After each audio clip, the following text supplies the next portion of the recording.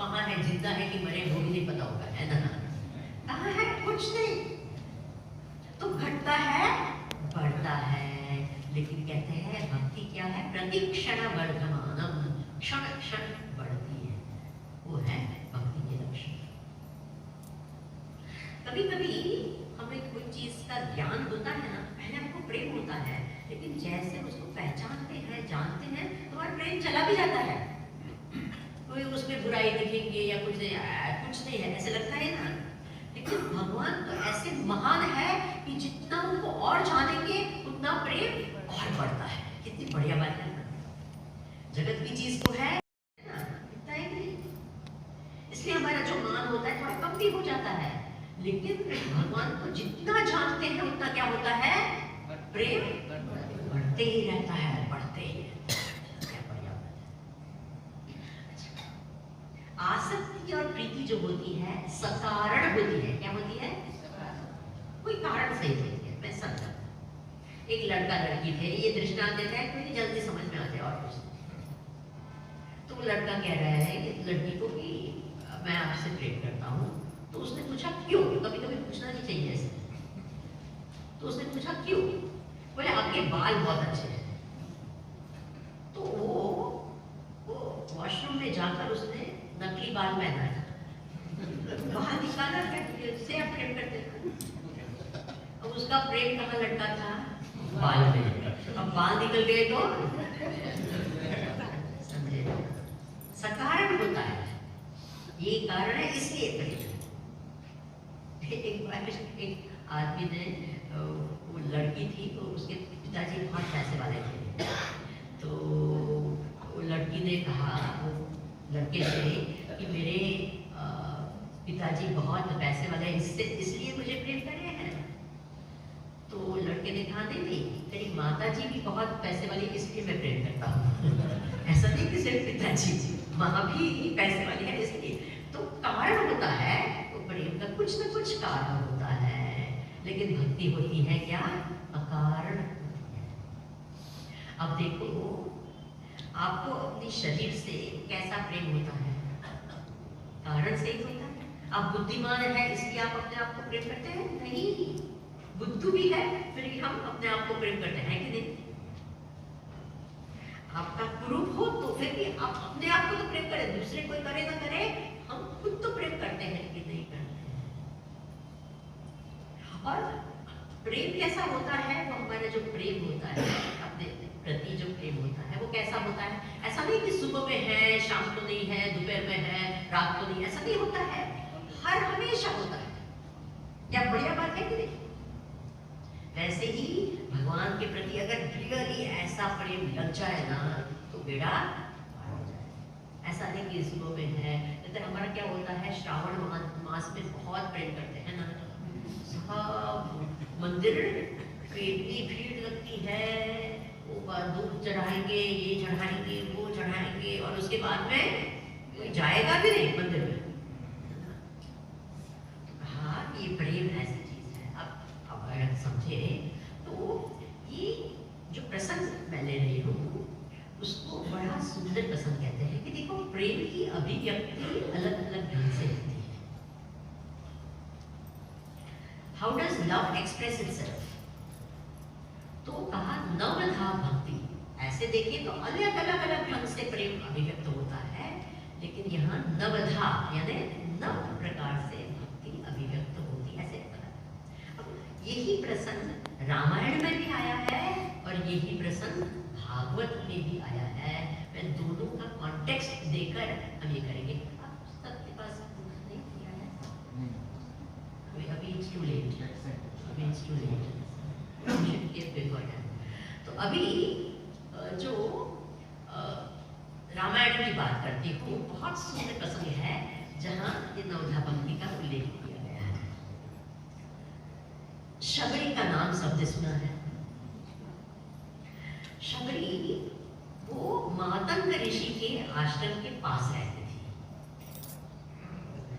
और वो अपने आप को, उसका ट्रेजेडी एकदम इतनी कुरूप थी ऐसे, तो उसके पति ने उसके शादी के दिन उसको छोड़ दिया था विचार करो उसकी हालत क्या होगी खराब।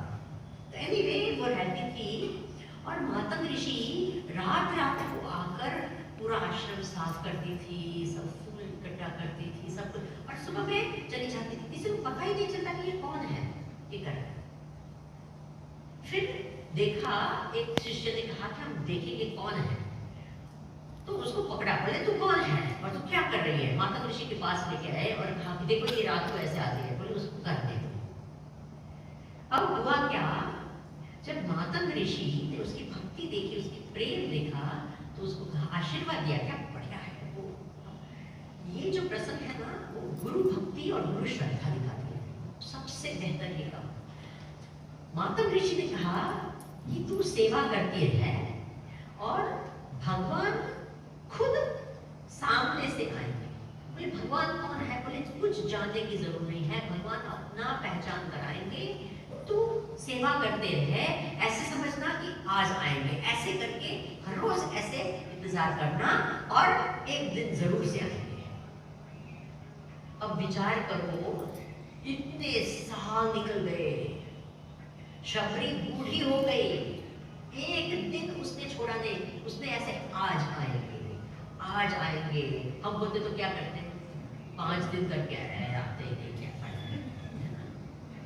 आ जाएंगे, और पूरी की पूरी तैयारी करती थी, माला बनाती थी, बेल लाती थी, ये करती, पूरा का पूरा, ऐसा नहीं कि थोड़ा बहुत ये, पूरा तैयारी करके बैठती थी। और दूसरे दिन नया, ऐसा नहीं कि आज का है चलो कल चलेगा, नहीं, नया बनाती थी, नए फूल माला वगैरह, ऐसे हर रोज। और एक दिन क्या हुआ आपको पता है, भगवान खुद चल के उसके आश्रम में आए। अब विचार करो, जस्ट थिंक ऑफ इट, कि उसका क्या भाग्य था, उसकी गुरु श्रद्धा, उसकी गुरु के प्रति भक्ति दिखाती है कि उसने कहा, गुरु ने कहा इसलिए आएंगे, बस। ऐसा नहीं कि कौन है भगवान कौन, कुछ नहीं, गुरु ने कहा इसलिए आएंगे, बस मेरे भगवान आएंगे ही आएंगे।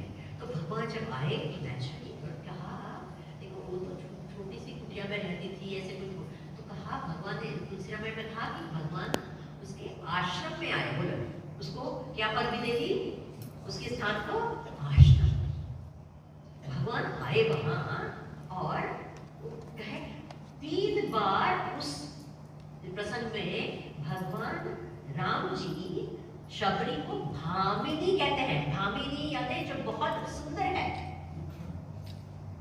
देखो जो सौंदर्य है ना, वो अपने मुंह से या ऐसे नहीं होता है।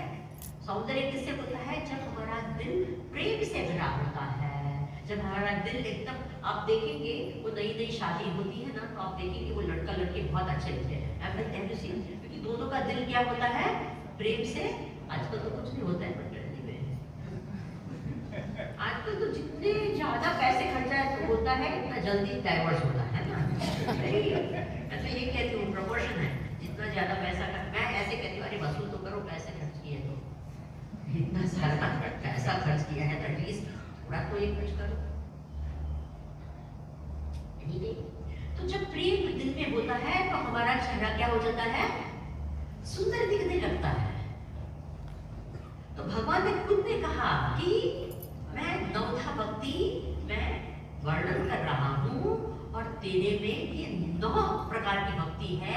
अरे जगत में कोई भी व्यक्ति के पास में एक ही इस प्रकार की भक्ति हो तो धन्य हो जाता है, और तेरे में तो 9 प्रकार की भक्ति है, तो रियली धन्य है। अब देखो भगवान, आपको पता है शबरी ने क्या किया, बेर खिलाया, भगवान की पूजा की, और उसके बाद भगवान वहां से निकले, शबरी ध्यान करने बैठी और मुक्त हो गई। देखिए उसको किसने ध्यान सिखाया था, किसने सिखाया था, क्या वेदांत का लेक्चर सुना था क्या, उसने उपनिषद सुना था क्या, उसे कुछ कोर्स किया था क्या, कुछ नहीं। लेकिन फिर भी वही शबरी भगवान जब गए ध्यान करने बैठी और उसने शरीर को उसने त्याग किया, बस अभी मेरा जीवन सफल हो गया, मुझे जो पाना था मैंने पा लिया, अब मैं शरीर छोड़ के। तो विचार करो उसके जीवन का पूरा अंतिम लक्ष्य, भगवान का साक्षात दर्शन हुए, भगवान ने कि तू तो सफल धन्य है, और वो अपना जीवन को सार्थक करके शरीर को छोड़ा। क्या बढ़िया! ये 9 प्रकार की भक्ति उस प्रसंग में भगवान राम जी ने वर्णन किया है। फिर आती है भागवत की बात। भागवत में 7वें स्कंद में प्रहलाद की बात आती है। प्रहलाद आपको पता है? आना बोलते रहिए। प्रहलाद वो हिरण्यकश्यप का बेटा, बचपन से मां के गर्भ से उसको संस्कार था। वो नारद जी के आश्रम में उसकी मां रहती थी और नारद जी सत्संग सुनाते थे। उस समय उसको संस्कार मिल गया भक्ति के। इसलिए प्रेग्नेंट होते हैं तो क्या करना चाहिए? बोलिए। हम लोग आजकल क्या करते हैं? वो अलग अलग प्रकार के डिशुम डिशुम डिशुम, और इसके बच्चे भी बाहर आते हैं डिशुम डिशुम करके ही आते हैं। तो कहा कि जब वो बचपन से, फिर उसको गुरुकुल में भेजा। अब गुरुकुल में भेजा तो क्या करता था कि जब सिखाते थे, टीचर सब सिखाते थे, उसके बाद में वो जब रिसेस का टाइम होता था ना, तो सब बच्चे को इकट्ठा करता था और बिठाता था सब बच्चे को, और उनको क्या भक्ति के बारे में, भगवान के बारे में सिखाता था। कौन? इसलिए हम हमेशा कहते हैं कि ये जो प्रहलाद है उसने पहला बाल विवाह शुरू किया। बाल विवाह बोलते हैं ना हमारे चित्र मिशन में, तो पहला बाल विवाह किसने शुरू किया? प्रहलाद ने शुरू किया। बच्चे को इकट्ठा करता था रिसेस के टाइम, चलो बैठो, मैं आपको भक्ति के बारे में अच्छे अच्छे श्लोक सिखाता। अच्छे। और ये श्लोक जो आता है उसने कहा, श्रवणम कीर्तनम विष्णु स्मरणम पाद सेवनम अर्चनम वंदनम दास्यम सख्यम आत्मनिवेदनम। दूसरा कुछ नहीं, तो ये जो श्लोक है आप लोग इतने दिन में सीखो। क्या मैं बोलती हूँ, आप मेरे पीछे दोहराइए। श्रवणम कीर्तनम विष्णु स्मरणम पाद सेवनम अर्चनम वंदनम दास्यम सख्यम आत्मनिवेदनम। श्रवणम कीर्तनम विष्णु स्मरणम पाद सेवनम अर्चनम वंदनम दास्यम सख्यम आत्मनिवेदनम। श्रवणम कीर्तनम विष्णु स्मरणम पाद सेवनम अर्चनम वंदनम दास्यम सख्यम आत्मनिवेदनम। तो ये सिखाया, किसने सिखाया? प्रहलाद ने। किसको सिखाया? उसके क्लास में, उसकी क्लास के जो बच्चे थे उसको सबको सिखाया। अब वो वेकेशन के बाद में घर आया, वेकेशन में घर आया, गुरुकुल होती थी ना, वेकेशन आया तो उसके पिताजी ने पूछा क्या सीखा वहां? तो उसने कहा श्रवणम कीर्तनम विष्णु। और ये कौन था? उसके पिता तो बिल्कुल भगवान के द्वेषी थे। उसने कहा तुमने, और उसने वो चंड को अपने जो उसके क्या थे टीचर थे उसको बुलाया, बोले तुम ये सिखाते हैं?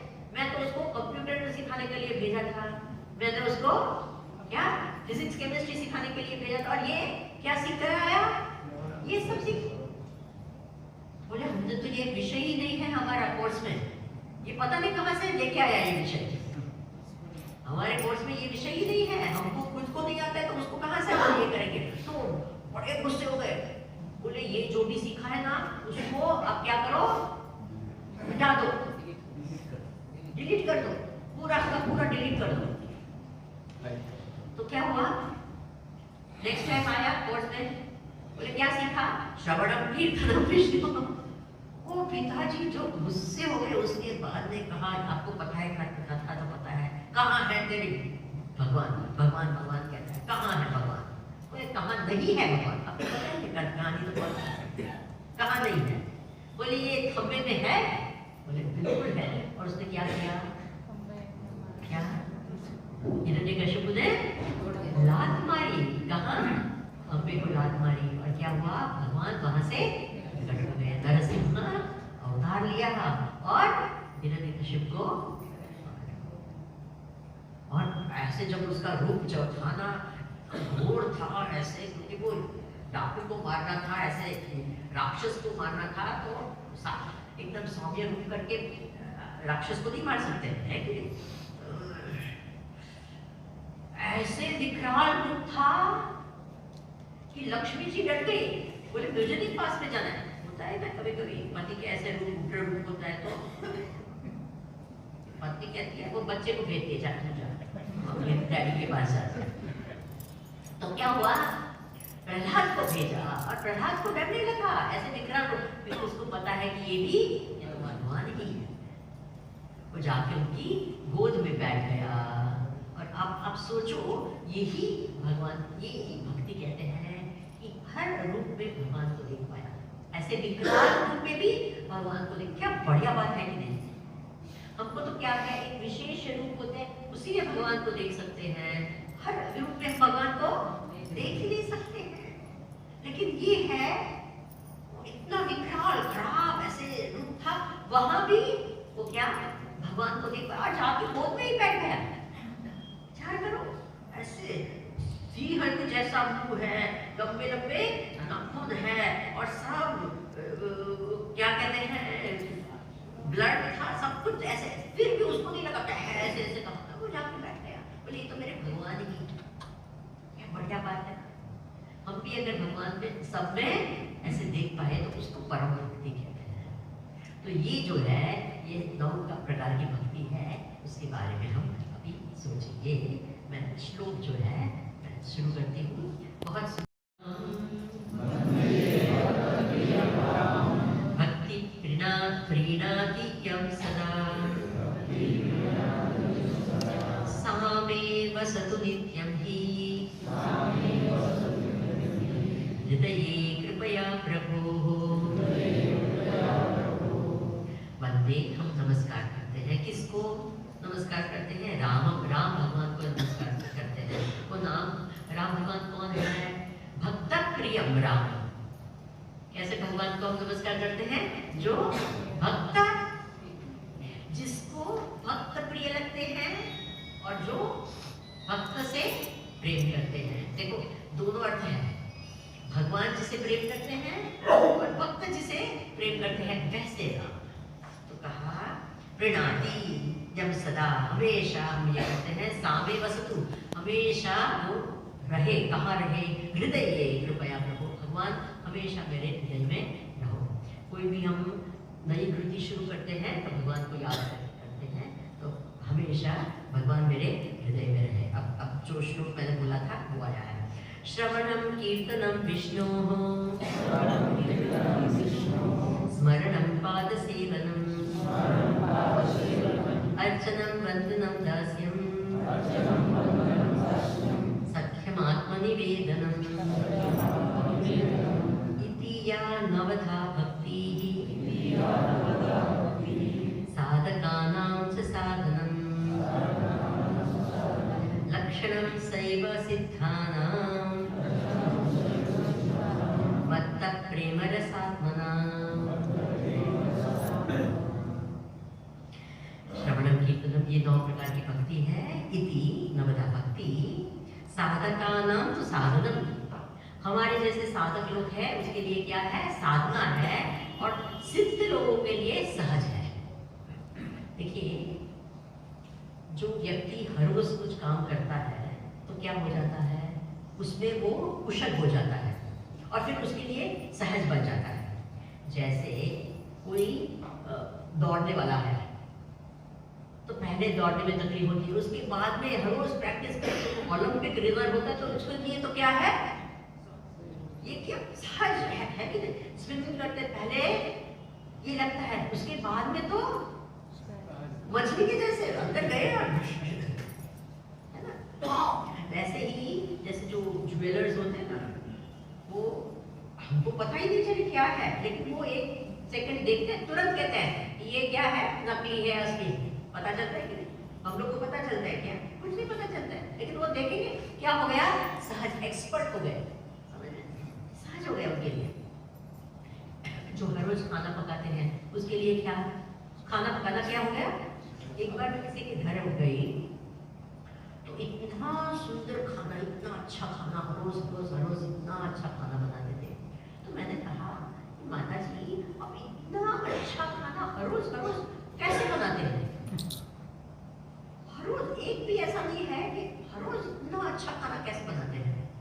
तो उसने जो जवाब दिया था ना मुझे बड़ा ही विचित्र, स्वामी जी आप हर रोज इतना अच्छा प्रवचन कैसे करते हैं? मैंने कहा अरे practice, you understand, there is nothing else, it's just practice. तो सर वैसे ही ये जो हम भक्ति के साधन है वो प्रैक्टिस करते करते करते तो क्या बन जाता है, सहज हो जाता है, फिर वो सिद्ध के लक्षण हो जाते हैं, समझे ना। पहले क्या लगता है, उसमें मेहनत लगती है, बहुत कष्ट लगता है कि होता है कि नहीं। आपने शुरू किया, अब जब करते हैं तो आपको पता है क्या होता है, क्या होता है, मन रहता है क्या, बोलो आप सबको पता है। ओम नमः शिवाय, ओम नमः शिवाय, अभी 2 बार ओम नमः शिवाय, उसमें 5 जगह चला गया मन, है कि नहीं? 2 बार बोला है ओम नमः शिवाय, उसमें गया किधर? ओम नमः शिवाय, ओम नमः शिवाय, ओम नमः शिवाय, ओम नमः शिवाय, ओम नमः शिवाय, इधर उधर जाते रहते हैं ना। तो विरल चिंतन वो एकदम इधर उधर, फिर करते करते करते लोग क्या कहते हैं कि जब करते हैं तो मन नहीं रहता इसलिए हमने छोड़ दिए। अरे नहीं, जब करते करते मन नहीं लगता इसलिए करना चाहिए।